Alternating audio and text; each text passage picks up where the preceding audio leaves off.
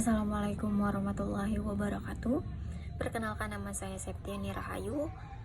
Saya dari kelompok 14 dan saya ditemani oleh teman saya yaitu Putri Diana. Di sini saya akan menjelaskan mengenai PSAK.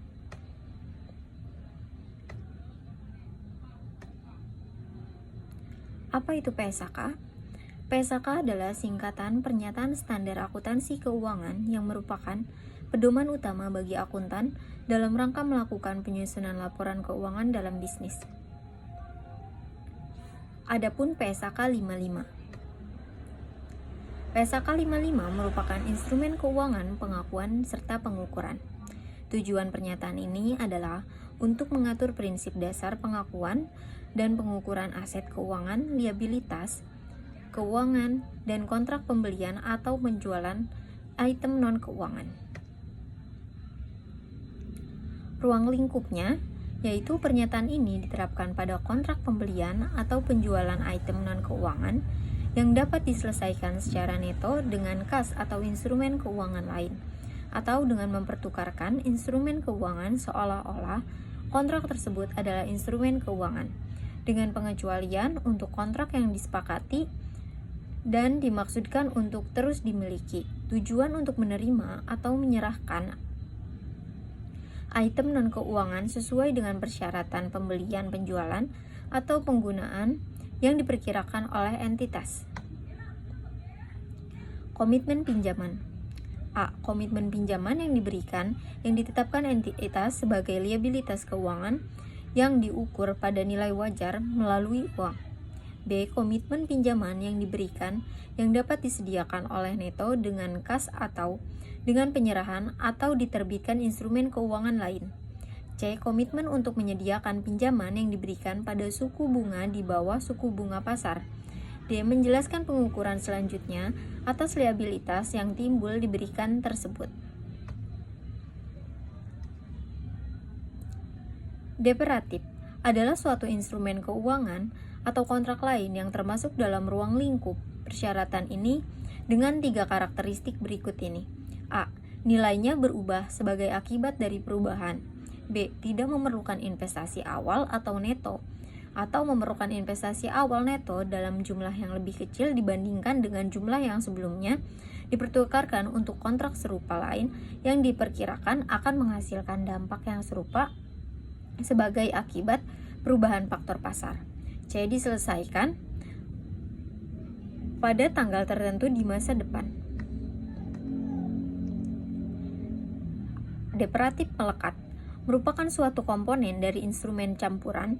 Di dalamnya termasuk kontrak utama non-deperatif yang mengakibatkan sebagian deperatif yang berdiri sendiri. Deperatif melekat menyebabkan sebagian atau seluruh arus yang dipersyaratkan dalam kontrak dimodifikasi menurut variabel tertentu ditentukan antara lain suku bunga, harga instrumen keuangan, harga komoditas, kurs valuta asing, indeks, harga indeks suku bunga, peringkat kredit atau indeks kredit, atau variabel lain.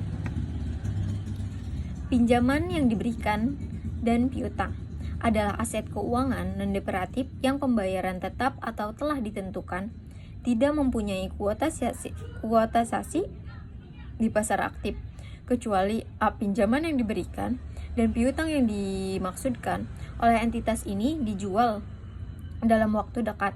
B. Pinjaman yang diberikan dan piutang yang pada saat pengakuan awal ditetapkan saling tersedia untuk dijual.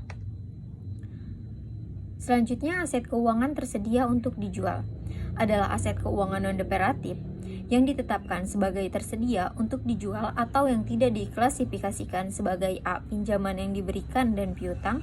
B. Investasi yang diklasifikasikan dalam kelompok dimiliki hingga jatuh tempo. Atau C. Aset keuangan yang diukur pada nilai wajar melalui laba rugi. Kontrak jaminan keuangan adalah kontrak yang mensyaratkan penerbitan atau pembayaran tertentu untuk mengganti pemegang atau timbulnya kerugian karena debitur tertentu gagal melakukan pembayaran pada saat jatuh tempo, sesuai dengan persyaratan awal dan persyaratan yang telah dimodifikasi dari suatu instrumen utang. Materi selanjutnya yaitu definisi terkait pengakuan dan pengukuran yang akan dijelaskan oleh Putri Diana. Definisi terkait pengakuan dan pengukuran.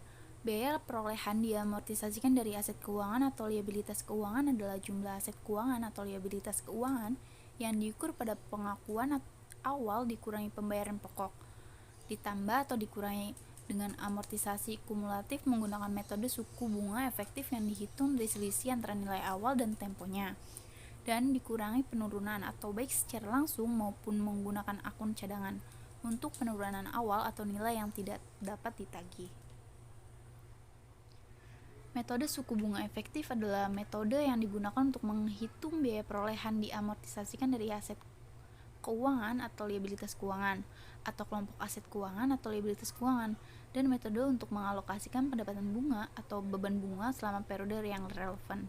Suku bunga efektif adalah suku bunga yang secara tepat mendiskontokan estimasi pembayaran atau penerimaan kas masa depan selama perkiraan umur dari instrumen keuangan, atau jika lebih tepat digunakan periode yang lebih singkat untuk memperoleh jumlah tercatat neto dari aset keuangan atau liabilitas keuangan. Penghentian pengakuan adalah pengeluaran aset keuangan atau liabilitas keuangan yang sebetulnya telah diakui dari laporan posisi keuangan. Nilai wajar adalah harga yang dapat diterima untuk menjual suatu aset atau harga yang akan dibayar untuk mengalihkan suatu liabilitas dalam transaksi teratur atau pelaku pasar pada tanggal pengukuran. Pembelian atau penjualan reguler adalah pembelian atau penjualan aset keuangan berdasarkan kontrak yang mensyaratkan penyerahan aset dalam kurun waktu yang sebelumnya ditetapkan dengan peraturan atau kebiasaan yang berlaku di pasar. Biaya transaksi adalah biaya instrumental yang dapat didistribusikan secara langsung pada perolehan, penerbitan, atau pelepasan aset keuangan atau liabilitas keuangan. Biaya instrumental adalah biaya yang tidak akan terjadi jika entitas tidak memperoleh penerbitan atau melepaskan instrumen keuangan. Pengakuan dan penghentian pengakuan. Pengakuan awal entitas mengaku aset keuangan atau liabilitas keuangan dalam laporan posisi keuangan. Jika entitas tersebut menjadi salah satu pihak dalam ketentuan pada kontrak instrumen, sedangkan penghentian pengakuan aset keuangan dalam laporan keuangan konsolidasi ditetapkan pada level konsolidasi. Dengan demikian, entitas pertama mengonsolidasikan seluruh laporan entitas anak yang selanjutnya menerapkan pada konsolidasi kelompok usaha. Entitas menghentikan pengakuan aset keuangan jika a. hak kontraktual atas arus kas yang berasal dari aset keuangan berakhir, b. entitas pengalihan aset keuangan seperti dijelaskan sebelumnya dan pengalihan tersebut telah memenuhi kriteria penghentian pengakuan.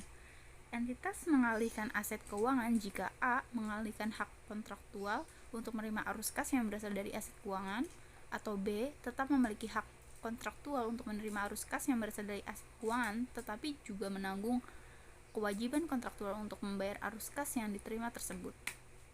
Terima kasih dari kami kelompok 14. Wassalamualaikum warahmatullahi wabarakatuh.